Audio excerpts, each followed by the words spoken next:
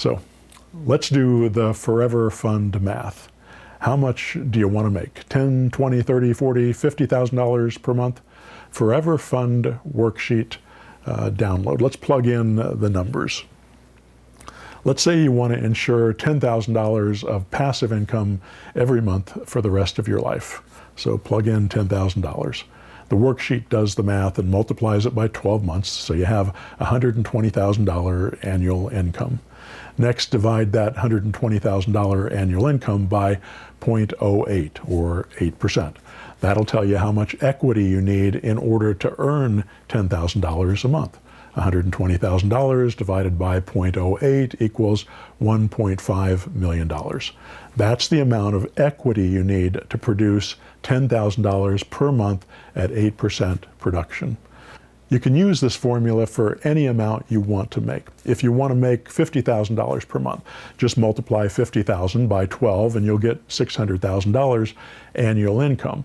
Then divide that by 0.08 and you'll discover your target equity needed to make that income, $7.5 million in equity. So if you want $50,000 a month, you need $7.5 million in equity, making you 8%. Now, let me show you why we're using 0.08 in this equation. It's all based on what we call 1% homes. These are homes that bring in a net income of 1% per month of the total value of the property. So on a $120,000 house, 1% is $1,200 a month. We look for houses that are making approximately 1% of their value per month. Most homes in the $100,000 to $175,000 range are able to make 1% monthly. If we go much over $175,000 or $200,000, most single-family residences in those price ranges make less than 1%. You can buy duplexes that'll bring in 1% at those prices. We do those too, by the way, but there are fewer of them available. We want easy, plentiful, and scalable instead. You can also buy houses that make more than 1%. For example, you could buy a house for $40,000 that makes $800 a month income. That would be a 2% house. Or a $20,000 house that makes $600 a month income. That would be a 3% house. Cheaper houses have the potential of making you more monthly income, but you have to deal with more transactions, more tenants, bigger problems, more maintenance issues, and worse economic areas. So if you want a more hands-off approach, you should consider buying houses that are a bit higher in price, even if they have a little bit lower return. Buying 1% houses is the sweet spot, the Goldilocks position. Not too expensive, not too cheap, just right. So that's what we go after for the portfolios we build. There are exceptions to the rule, but let's stick with this for now. That means we need to look at homes in the $100,000 to $175,000 price range to see this kind of consistent, reliable, easy to create return. There are lots of ways to buy houses and make money, but some ways are easier than others. The path I'm taking you down is the easiest way to build $1 million portfolio that makes you six-figure annual passive cash returns, especially since we're doing everything for you. We love 1% homes. 1% a month times 12 months equals 12% income a year. Banks will typically allow you to apply 70 to 80% of your income toward the debt service, your loan payment on a loan. The reason they do this is to make sure you have enough income to pay your taxes, insurance, property management, repairs, and vacancy. So the banks allow 70 to 80% of the gross income. That works out to 8.4 to 9.6 return. So 12 divided by 9.6, that's 80%. So we figure if the bank will allow 8.4 to 9.6 return, and we know they're conservative, we should be even more conservative in our thinking and base our model, our algorithm, on 8%. 12 divided by 8 is 66.6%. So we're basing our monthly income figures on 67% of the property's income. Very conservative, very safe. It would make a banker happy. 8% is a safe and conservative return.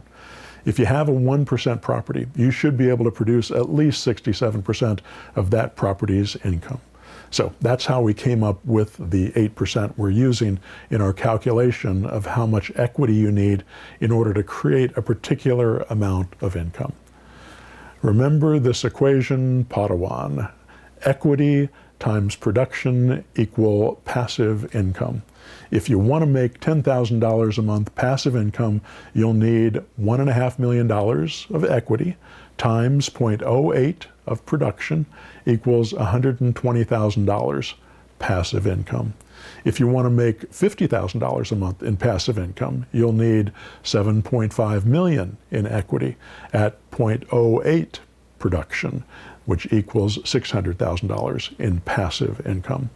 You can scale your income to any monthly income you like by understanding this simple formula. Now, we'll come back to this worksheet later, but let's take a look at an example property to help you better understand how to make this all work for you. Here's an example property. There are quite a few of these properties available with these numbers in Indiana right now, if you know how to find them. If we built your portfolio for you, we would purchase a house like this and get it rent ready for approximately $150,000. And it won't be exactly $150,000. The houses we find you will be anywhere from $100,000 and $175,000 based upon the income, value, rents, etc. We'll pay full market value, by the way. This is the same method the big hedge funds are using. 20% of all single-family homes sold in the United States over the past 5 years have been purchased for full market value by big and small investors, mostly big. There's a reason the big money is betting on single-family residence. Here's how it works. You'll probably put down 20%, depending on the type of loan you qualify for and what the best scenario is at the time. Loan programs and rates change frequently.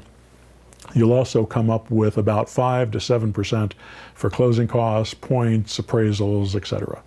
So let's look at the numbers with 20% down, based on a hypothetical $150,000 purchase price. 20% down is $30,000, so that means a $120,000 loan. At 30 years, at 9.5%, that means principal and interest payment is $1,001. If closing costs are 5% of the loan amount, that's $6,000. Your total investment in the deal is $36,000. Now, you're going to buy between 3 and 10 homes depending on the capital that you want to invest. If you're investing $120,000 to $400,000 of your own capital, that means that you can buy 3 to 10 homes at this price. So with 20% down and $120,000 investment, $120,000 divided by $40,000 per house, that equals 3 houses. With 20% down and a $400,000 investment, $400,000 divided by $40,000 is 10 houses. I'll show you some real-world numbers on a property we just purchased for one of our hero investors in a bit, but let's start with a hypothetical deal. The example $150,000 properties I'm showing you here will rent for about $1,500 per month. It's important to note that once you close on the purchase, we'll raise the price and rent it on a lease with an option to buy. The cost to sell on a lease option is covered by the buyer. The seller, you, receive the other half of the lease option fee as payments over the lease option period. I'll get into that in more detail later. Origination and acquisition costs are collected at closing and total approximately $4,997. We attempt to negotiate these costs into the purchase price as seller paid costs. So, with a 20% down deal, your monthly cost is approximately $1,001 principal and interest, $200 taxes and insurance, so a total of $1,201 PITI. You also have property management costs if you want them to be managed, and you do. at 10% of the income, so $150 a month on this particular property.